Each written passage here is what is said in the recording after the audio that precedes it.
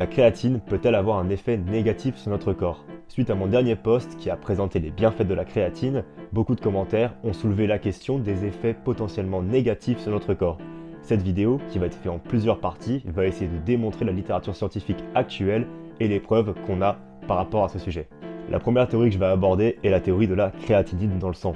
Pour ceux qui ne savent pas, la créatinine est la forme métabolisée de la créatine lorsqu'elle est assimilée dans notre corps.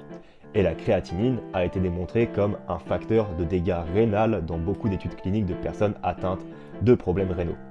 Ce qui fait que, comme on prend de la créatine en plus, la théorie voudrait dire que notre taux de créatinine augmentera dans le sang et donc nos reins devront travailler plus pour filtrer, ce qui mènerait à un endommagement des reins.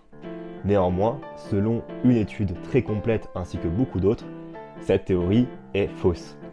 L'étude la plus complète à ce jour, selon moi, est l'étude de Kurt Epline et Curtis L. Smith, qui analysent énormément d'études à propos de la créatine et ses effets sur les reins, et notamment sur la créatinine.